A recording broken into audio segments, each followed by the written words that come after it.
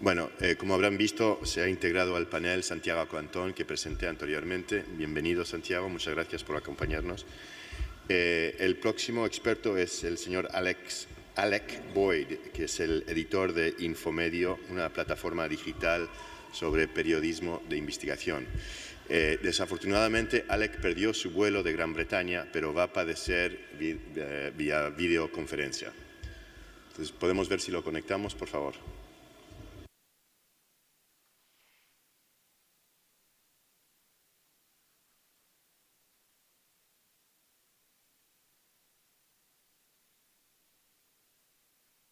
Aquí estoy. Good morning, Alek. Buenos días. Puedes empezar, por favor.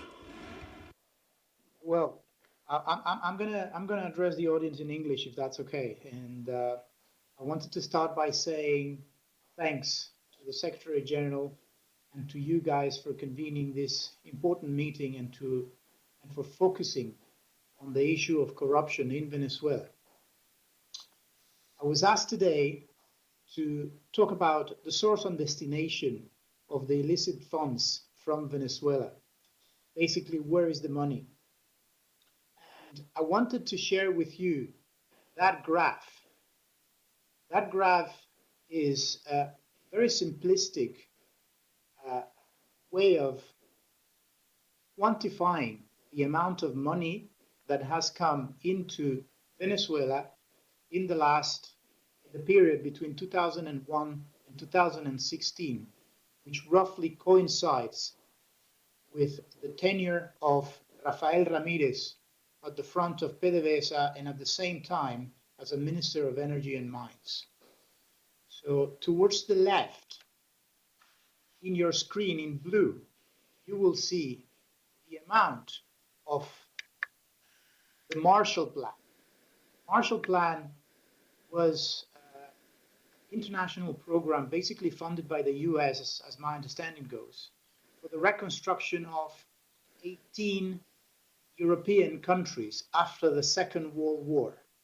Adjusted to today's money and inflation and to 2016 US dollars, that was about $100 billion. Next to it, we have the TARP, which is the Troubled Assets Relief Program that the US government needed to enact in order to refloat the economy of effectively the largest economy in the world after the financial crisis in 2008.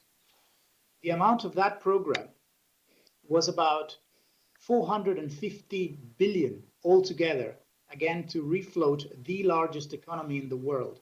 And then we have the income of PDVSA for oil sales between 2001 and 2016.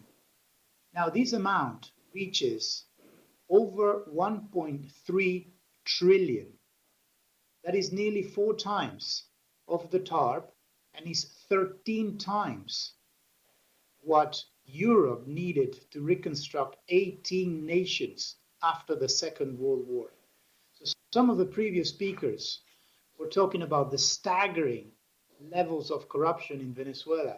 And indeed, this is a graph which in its very simplistic view summarizes the sort of the corruption that we're talking about and the size of it. And if we were to consider the amount of corruption in Venezuela, we can easily see it's by far the largest corruption scandal that unfortunately the world has never heard of, because the corruption these days seems to be very much focused on Lava Jato and Petrobras and Odebrecht and other types of corruption, which in terms of size are minimal next to what has happened in Venezuela. So answering the question of where has the money gone, I guess I'm going to have to say the money is among little member island nations of the OAS. I'm talking about the CARICOM nations.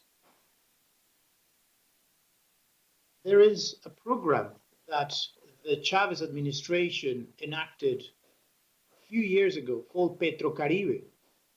This Petrocaribe program was basically a cooperation agreement between Venezuela and small nations in the Caribbean, which was in effect a way for Chavez to ensure that at every point in OAS meetings that would be adverse to the Venezuelan regime, these nations would vote in lockstep with the Venezuelan government in order to block any attempt at bringing Venezuela back into the fold of countries that respect the rule of law and democracy. So to give you just an example, Jamaica owed $3.2 billion to PDVSA. The Dominican Republic owed $4 billion to PDVSA. This was debt that was accumulated over the years by receiving oil from PDVSA and evidently not paying it back. So what the Chavista government decided to do was, instead of trying to get the full amount that these creditors owed the Venezuelan people effectively, they decided to get half. So $1.5 billion was paid by Jamaica and 1.9 was paid by the Dominican Republic. So for some reason, the government of Venezuela thought wise to forego half the monies that these two countries owed all of Venezuela. We then have the example of Cuba, of course. Cuba was one of the first members of the Petrocaribe cooperation agreement. And they signed up for this agreement in the year 2000. So a while ago, I was pondering about this, and I wrote something saying, how much does Cuba's protection and tutelage of the Chavista regime in Venezuela cost? And according to shipping data, between September of 2017 and February of 2018, PDVSA shipped close to 5.7 million barrels of oil. That is above $300 million that were shipped in that period. But more recently, in December of 2018, we have again from shipping data calculated that over 1 million barrels of oil were sent to Cuba by PDVSA at an expense, at a cost of approximately $55 million. This is 3 months ago, only 3 months ago, where the plight and the desperation of Venezuelans is for the whole world to see. So in terms of corruption and how the corruption continues happening in Venezuela, these are some of the programs that, and some of the ways in which Chavismo has been siphoning out and squandering the resources of an entire nation, basically to propagate their way of doing business across nations that are either supportive of their regime or are effectively, in the case of Cuba, as a patron and provider of intelligence and support and diplomacy at all levels internationally. We then have other examples of similar clients from Petrocaribe, as Nicaragua. The whole world has seen how Daniel Ortega has come very viciously attacking the poor Nicaraguan people that were protesting against his regime. And to the last count, I think about 500 or so people were basically executed by forces of Daniel Ortega. Well, through Petrocaribe, Daniel Ortega has received about 4 billion of our money, of Venezuela's money. And those funds have gone to actually support repression in Nicaragua. That is to say, Venezuelan money is fomenting human rights violations, extrajudicial killings and assassinations in other countries of the region. Then we have all kinds of enablers and facilitators and proxies and shell corporations and operatives living in absolute comfort and freedom in the United States of America. This network of facilitators are, of course, the ones who organize all the movement of money and all the laundering of money that comes out from Venezuela in the way of real estate purchases, work of arts purchases, yachts purchases, airplanes, massive mansions, Aristoteles Onassis' former penthouse in New York, horses, dressage, the most obscene corruption seen by Venezuelans that have come to live over in America is corruption that is funded basically by some of the money that has disappeared from the public coffers from Venezuela, and more specifically from PDVSA, because at the end of the day, as someone was saying earlier, nearly all the money, foreign exchange, that enters Venezuela comes from PDVSA because it's basically the engine of the Venezuelan economy. So those networks operate with absolute impunity in the US. And today I was wanting to actually ask Mr.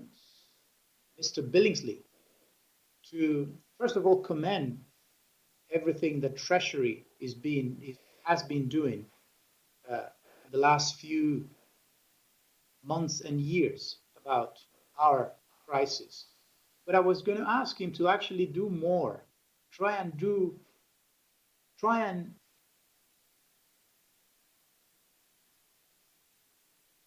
use, as he said, all the economic proposal to disrupt this flow of money into the US stream of commerce, into US banks, into US real estate, into US corporations.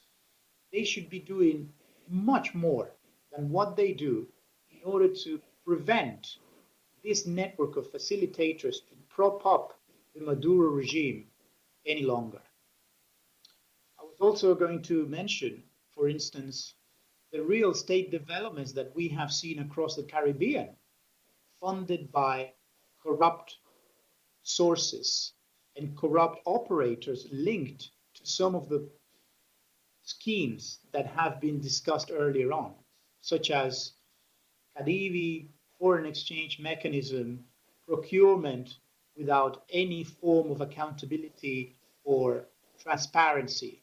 And so these networks basically stole from the poor in Venezuela to go and invest in nations that are, in certain extents, much better than what we are doing at the moment. And these funds should be frozen and sent back to Guaido's administration and to the people of Venezuela so that we can start with the reconstruction of our nation.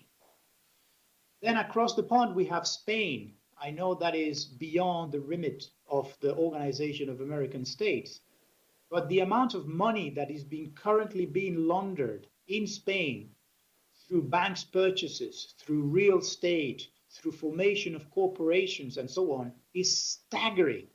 Madrid is basically the playground, has become the playground of the Bolly bourgeoisie, and they are doing it in front of everybody. They're not in hiding, they're not seconding what they're doing. It's in the open, it's brazen what they do. And the Spanish authorities and the OAS, if it could effect that kind of cooperation with European Union and the Spanish authorities, should be looking into trying preventing or at least alerting authorities about what is happening in Spain. In Switzerland, another jurisdiction that has nothing to do with the OAS, there was never a Swiss banker that disliked a petrodollar coming from Venezuela. So we see how most of the Swiss banks are involved to some extent in massive money laundering in Venezuela. We must remember HSBC, for instance, that had Venezuela as the third largest country of having funds deposited in its accounts. over $11 billion were deposited in HSBC accounts that were under the absolute control and discretion of Alejandro Andrade, who has recently been arrested for having taken $1 billion worth of bribes. That is to say, this one man took more bribes than what Odebrecht paid in all of his international corrupt schemes. That is something that is truly staggering and unheard of. Corruption, then, has undoubtedly produced the largest amount of victims in my nation, I would argue. More than human rights violation, more than the absence of rule of law, more than the lack of independence of the judiciary. It is corruption that has driven 3.4 million of my compatriots across the border, because their personal well-being has become so unsustainable that they are desperately walking away from the country. Colombia, as you know, as we know, has received over 1 million, and other countries in the region are bearing the brunt of the mess that corruption has left in our country. So we must ask why these people are leaving Venezuela. We must consider also and put into context the number of people that have left. Colombia continues to be the country with the largest amount of displaced people in the world, even over Syria. There are 7 million Colombians that have been displaced after decades of guerrilla warfare between the Colombian state and narco-terrorist organizations in Colombia. Nearly half of that number, nearly half of the 7 million have left Venezuela since 2015 for no other reason than the collapse of the economy. And the economy has only collapsed because the Chavistas have stolen literally all the money. For how can it be explained that in a nation of 30 million people with levels of income of over 1.3 trillion, the country would be in the state that is in? It's quite difficult to understand and to get our heads around this. So the Venezuelan humanitarian crisis, just to conclude, I would argue is the offspring of Chavista corruption. And that is the case, and we can only be grateful towards Secretary General Almagro and for the OAS to shedding light on this one issue that can no longer be ignored. This is the root cause and the root problem that is causing this monumental humanitarian crisis that is affecting effectively not only Venezuela but the entire region. So I will leave today's meeting with a request for all authorities that are hearing and are participating in this conference to do more, to join forces, to create task forces, to reach across the table. This is something that needs to be tackled by the entire hemisphere. Not one nation will be able to solve the Venezuelan mess that the Chavistas have left behind. Thank you very much.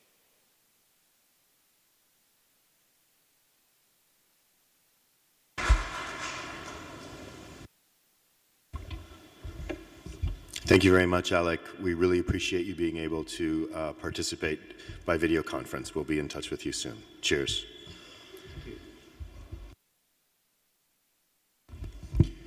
Ahora quiero invitar al señor Roberto Denis, que es un periodista con la organización Armando Info,